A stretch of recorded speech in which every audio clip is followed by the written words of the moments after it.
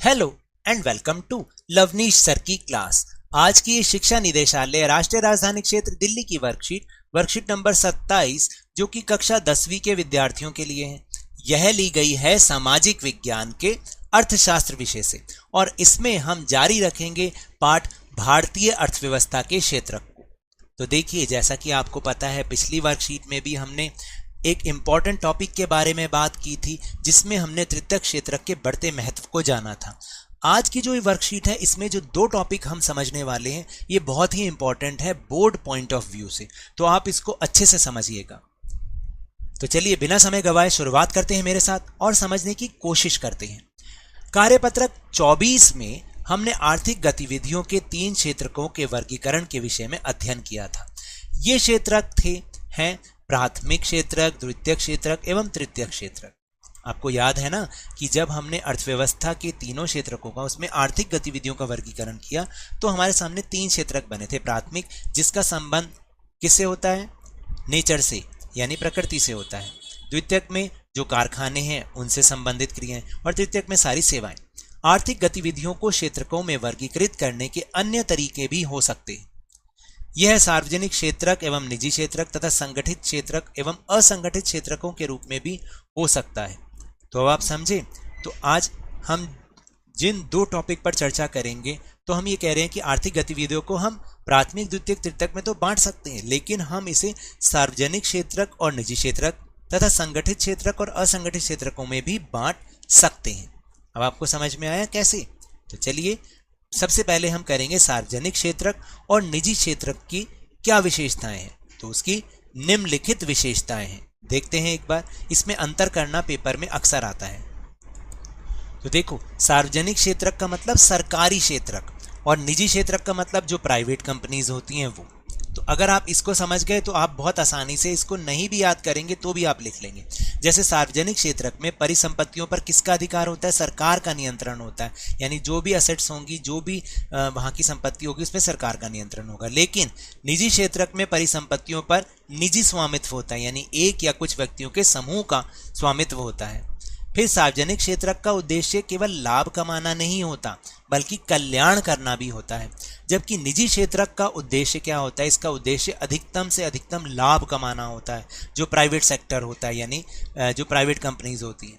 फिर सार्वजनिक क्षेत्रक यानी जो सरकारी क्षेत्रक भी जिसे हम कहते हैं, इसमें रोजगार की सुरक्षा होती है, यानी रोजगार से आपको नहीं निकाला जाता, जबकि निजी क्षेत्रक में रोजगार की सुरक्षा नहीं होती, कभी भी नौकरी जा सकती है। सार्वजनिक क्षेत्रक में सभी सेवाएं सरकार उपलब्ध करवाती है, जबकि निजी क्षेत्रक में सारी चीजें एक व्यक्ति या फिर कंपनी उपलब्ध करवाती है। फिर सार्वजनिक क्षेत्रक में सवैतनिक छुट्टी का मतलब यानी आपकी छुट्टी करने पर आपका वेतन नहीं कटेगा, वह अन्य सेवाएं दी जाती हैं, जबकि निजी क्षेत्रक में सवैतनिक छुट्टी व अन्य सेवाएं समानतः प्रदान नहीं की जाती। अगर यहाँ पर आप छुट्टी करेंगे तो उसके लिए आपकी तनख्वाह भी, उसका वेतन भी कटेगा। उदाहरण के लिए भारतीय रेलवे जो कि एक सार्वजनिक क्षेत्रक का उद्यम है, और निजी क्षेत्रक का एक उद्यम कौन सा है? टिस्को। टिस्को का मतलब है Tata iron and steel company. Tata iron and steel company, TISCO. अब हम दूसरे इंपॉर्टेंट टॉपिक संगठित क्षेत्रक और असंगठित क्षेत्रक की बात करेंगे। तो संगठित क्षेत्रक और असंगठित क्षेत्रक की निम्नलिखित विशेषताएं। एक तो आप इसको ये याद कर लें, संगठित का मतलब क्या होता है? संगठित का मतलब भी सरकारी होता है, जो सरकारी नौकरियां होती हैं, ठीक है। और असंगठित का मतलब कौन से हो गए? प्राइवेट या निजी, ठीक है। अगर आप इसको याद कर लोगे ना तो आपको लिखना आसान हो। अब देखो, जो सरकारी क्षेत्रक या संगठित क्षेत्रक होता है उसमें कैसे कैसे होता है? उचित वेतन मिलता है, यानी तनख्वाह सही होती है, वेतन सही होता है। लेकिन प्राइवेट क्षेत्रक में क्या होता है? कम वेतन होता है, सैलरी कम होती है। अब यहाँ पर संगठित क्षेत्रक में कार्य के निश्चित घंटे होते हैं, जैसे कि 9 से 5 या 10 से 6, है ना। लेकिन असंगठित क्षेत्रक में कार्य का समय निश्चित नहीं होता, 10-10, 12-12 घंटे की भी शिफ्ट होती है। नौकरी की निश्चितता होती है, यानी नौकरी से नहीं निकाला जाता, जबकि असंगठित क्षेत्र में नौकरी की अनिश्चितता होती है, आपको कभी भी निकाला जा सकता है। फिर कर्मचारी योजनाओं का लाभ भी मिलता है, यहाँ पर जो कर्मचारियों के हित की बात होती है, जो उनका अधिकार होता है, उन योजनाओं का लाभ मिलता है, जबकि असंगठित क्षेत्र में कर्मचारी योजनाओं का अभाव होता है, वहां पर कर्मचारियों को फायदा नहीं होता। फिर संगठित क्षेत्र में कार्य की बेहतर स्थितियां होती हैं, ज्यादातर स्थितियां फेवर में ही होती हैं काम करने वाले की, लेकिन असंगठित क्षेत्र में निम्न स्तरीय कार्य परिस्थितियां होती हैं, यानी मजदूर या कर्मचारी काम करता रहे उसकी कोई बात नहीं सुनता। उदाहरण के लिए बैंकिंग, यानी जो बैंक है सरकारी, आप देखते हैं वहां पर ये सब चीजें होती हैं। और यहाँ का उदाहरण क्या है, जैसे रेहड़ी पटरी वाले हैं, ये सारे क्या है, असंगठित क्षेत्र हैं। या जो कोई शॉपकीपर है जैसे, है ना, निजी स्कूल वाले हैं, प्राइवेट स्कूल वाले, ये सब के सब असंगठित क्षेत्र में आते हैं। तो चलिए अब हम चल रहे हैं अपने प्रश्नोत्तर की ओर। तो जैसे पहला प्रश्न है कि सार्वजनिक क्षेत्रक एवं निजी क्षेत्रक की तुलना कीजिए। तो अभी अभी हमने बहुत बढ़िया से समझा है, तो आपने क्या करना है, ये है आपका उत्तर नंबर 1।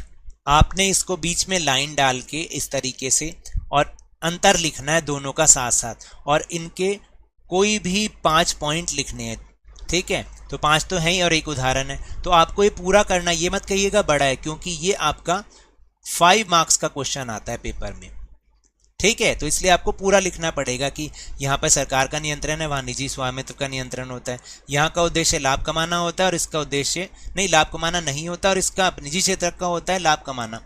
फिर सार्वजनिक क्षेत्र में रोजगार की सुरक्षा होती है, जबकि निजी क्षेत्र में नहीं होती। फिर सरकार, सभी सेवाएं सरकार उपलब्ध कराती है और निजी क्षेत्र में कंपनी उपलब्ध कराती है, और इसमें बहुत सारी आपको सुविधाएं मिलती हैं, जैसे छुट्टी के दिन आपकी तनख्वाह नहीं कटती और भी सर्विसेज हैं, जबकि इसमें ऐसा नहीं होता है, ठीक है। तो आपको ये लिखना है, ये आपका उत्तर नंबर 1 है। और इसके बाद है प्रश्न नंबर 2, संगठित क्षेत्रक एवं असंगठित क्षेत्रक की तुलना कीजिए। तो ये रहा आपका उत्तर नंबर 2। आपको इसको भी बीच में लाइन डाल के लिखना है, और ये भी आपका जो प्रश्न है वो 5 मार्क्स का पेपर में आता ही आता है। तो आपने ऐसे ही लिखना है बीच में लाइन डाल के, इधर संगठित क्षेत्रक और इधर असंगठित। तो आपको बताना है संगठित में उचित वेतन है, जबकि असंगठित में कम वेतन है। संगठित में निश्चित घंटे होते हैं काम के, जबकि इसमें अनिश्चित घंटे होते हैं या निश्चित समय नहीं होता। इसमें नौकरी की निश्चितता होती है, जबकि इसमें अनिश्चितता होती है। यहाँ पे कर्मचारी योजनाओं का लाभ मिलता है, जबकि यहाँ पर नहीं मिलता है। इस तरीके से आपको 5-5 डिफरेंसेस लिखने हैं। अब हम तीसरे प्रश्न की बात करते हैं, असंगठित क्षेत्र की समस्याओं पर एक संक्षिप्त निबंध लिखिए। तो निबंध का मतलब कम से कम 5-6 लाइनें तो होंगी, ठीक है। तो आप ये मत कहिएगा कि सर बहुत बड़ा प्रश्न है, तो इसका उत्तर ही हमें ऐसे लिखना है। तो पहले मैं आपको बताऊं, ये जो मैं टिक मार्क करता हूं, ब्लू टिक मार्क, ये आपको अपनी कॉपी में या वर्कशीट में नहीं करनी है। और टेलीग्राम ऐप पर भी हमने अपना चैनल लवनीश सर की क्लास बनाया है, जिसका लिंक आपको इस वीडियो के डिस्क्रिप्शन बॉक्स में मिलेगा। वहां से आप हमारे चैनल के साथ जुड़िए, और इस वीडियो की लिंक और जो दूसरे इंपॉर्टेंट वीडियो, उन सब के वीडियो का लिंक आपको एक जगह ईजिली अवेलेबल होंगे। तो चलिए इसका उत्तर हम देखते हैं। तो देखो, ये है इसका उत्तर नंबर 3। आपको इसकी सारी समस्याएं लिख देनी है। तो असंगठित क्षेत्र की अभी हमने समस्याएं समझी है ना, तो वही मैंने यहाँ पर थोड़े से शब्दों में हेर फेर करके लिखा है। जैसे इस क्षेत्र के नियम और विनियम तो होते हैं, परंतु उनका अनुपालन नहीं होता। मतलब जरूरी नहीं है कि आप नियम या उनको मानो। वे कम वेतन वाले रोजगार होते हैं और प्राय नियमित नहीं होते। इसमें वेतन कम मिलता है। यहाँ अतिरिक्त समय में काम करने, सवेतन छुट्टी, अवकाश, बीमारी के कारण छुट्टी इत्यादि का कोई प्रावधान नहीं होता। तो ये बहुत बड़ी समस्या है या नहीं है। फिर इसके बाद है रोजगार भी यहाँ पर सुरक्षित नहीं है। श्रमिकों को बिना किसी कारण काम से हटाया जा सकता है।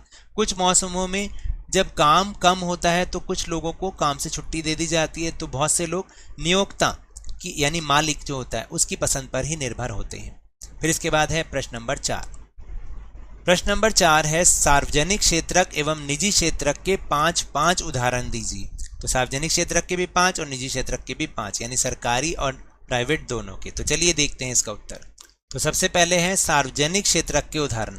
कौन कौन से? एक तो पर हमने समझा था भारतीय रेलवे, दिल्ली मेट्रो, MTNL और BSNL जो कि दूरसंचार कंपनी है, दूरसंचार कंपनी, भारतीय स्टेट बैंक और oil and natural gas limited. ठीक है, तो ये सारे सार्वजनिक क्षेत्रक के उदाहरण हैं। अब हम देखते हैं निजी क्षेत्रक के कौन कौन से उदाहरण हैं। तो ये है निजी क्षेत्र के उदाहरण, जैसे Reliance Industries Limited, Tata iron and steel company TISCO, Wipro limited, Hindustan Lever Limited और इन्फोसिस टेक्नोलॉजी लिमिटेड। आप इसको यहाँ ठीक कर लीजिएगा, ठीक है। तो ये सारे निजी क्षेत्र के उदाहरण हैं। तो ये तो थी आज की वर्कशीट। अगर मेरे इस तरह समझाने से अब आपको समझ में आने लगा है तो इस चैनल और वीडियो को लाइक कीजिए। आप इस समय वीडियो देख रहे हैं तो लाइक का बटन दबा दीजिए, और नए हैं तो चैनल को सब्सक्राइब कर दीजिए और ज़्यादा से ज़्यादा इस वीडियो को शेयर कीजिएगा। और लवनीश सर की क्लास, जो कि आपका अपना चैनल है, इसके सब्सक्राइबर्स को लगातार बढ़ाते रहिए। लेकिन याद रखिएगा कि जब भी आप घर से बाहर निकलें मास्क अवश्य लगाएं, और जब भी आपकी बारी आए कोरोना का टीकाकरण अवश्य लगवाएं, क्योंकि कोरोना को हराना है और ज़िंदगी को एक बार फिर से सुहाना बनाना है। इसी उम्मीद के साथ बहुत बहुत धन्यवाद।